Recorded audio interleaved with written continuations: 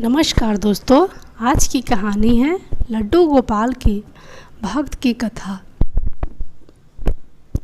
भगवान तो भाव के भूखे होते हैं, उन्हें हम बाहरी दिखावे से प्रसन्न नहीं कर सकते। उसके लिए सच्ची श्रद्धा होनी चाहिए। भगवान निश्चल प्रेम भाव पर रिझ जाते हैं। पढ़े लड्डू गोपाल श्री कृष्ण की ऐसी ही भक्त की कहानी। एक बार एक औरत श्री कृष्ण की परम भक्त थी। उनके पास लड्डू गोपाल विग्रह थे जिसकी वह हर रोज़ सेवा करती थी। एक बार तीर्थ यात्रा के लिए उसे एक मास के लिए घर से दूर जाना था। अपने बहू, जिसकी अभी नई नई शादी हुई थी, बहू से कहा कि मेरे तीर्थ यात्रा पर जाने के बाद तुम लड्डू गोपाल की सेवा करना। बहू कहने लगी कि ठीक है माँ जी, आप मुझे विधि बता दें, मैं पूरी श्रद्धा से उनकी सेवा करूँगी।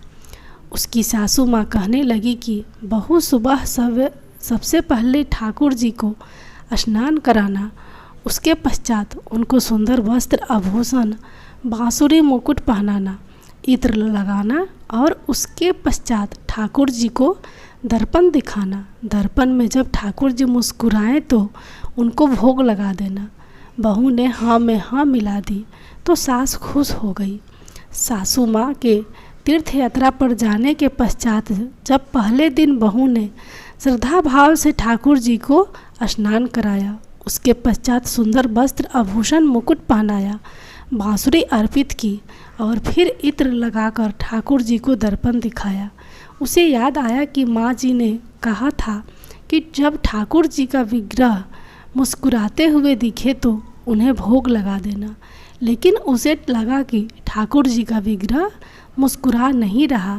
वह सोचने लगी कि शायद ठाकुर जी को मेरा किया श्रृंगार पसंद नहीं आया, इसीलिए वह मुस्कुरा नहीं रहे। उसने ठाकुर जी को फिर से स्नान कराया और श्रृंगार की सारी प्रक्रिया दोहराई, लेकिन उसे हर बार यही लगता है ठाकुर जी मुस्कुरा नहीं रहे। ज़रूर मेरे श्रृंगार में कोई कमी रह गई है। सर्दियों के दिन थे, लेकिन बहू बार बार ठाकुर जी को स्नान कराती और श्रृंगार को बदलती रही। आखिर में कई बार यह प्रक्रिया करने के पश्चात उसे लगा कि ठाकुर जी मुस्कुरा रहे हैं। 1 महीने तक लगातार वह ठाकुर जी की सेवा करती रही। 1 महीने के पश्चात जब उसकी सास वापस आई तो कहने लगी कि बहू अब से लड्डू गोपाल जी की सेवा मैं कर दिया करूँगी। बहू कहने लगी कि ठीक है माँ जी, जैसा आपको उचित लगे। अगले दिन सुबह सासू माँ ने ठाकुर जी को स्नान कराया और श्रृंगार किया, दर्पण दिखाकर भोग लगा दिया। रात को ठाकुर जी उनके सपने में आए और कहने लगे कि तुम मेरे स्नान और श्रृंगार की सेवा अपनी बहू को दे दो, क्योंकि उसकी सेवा में जो भाव है उसमें मुझे ज़्यादा आनंद आता है।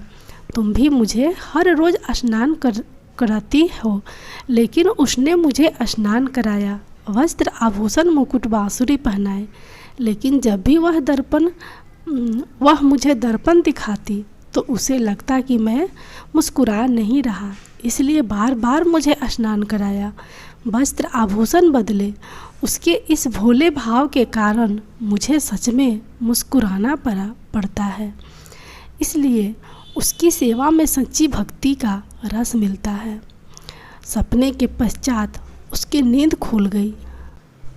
अगले दिन सुबह उठते ही सासू माँ ने सपने को परखने के लिए बहू से पूछा कि मेरे जाने के पश्चात तुमने ठाकुर जी की सेवा कैसे की थी। बहू ने सारी बात सासू माँ को बता दी। सास बहू से कहने लगी कि तू धन्य हो, तुम्हारे कारण मुझे स्वप्न में ठाकुर जी के दर्शन हुए। और बहू से कहने लगी कि ठाकुर जी चाहते हैं कि उनकी स्नान और श्रृंगार तुम कराया करो।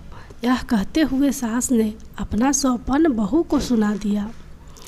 इसलिए तो कहते हैं कि भगवान की सेवा सच्चे भाव से करनी चाहिए, क्योंकि वह सच्चे भाव पर भूखे होते हैं, ऊपरी दिखावे पर नहीं।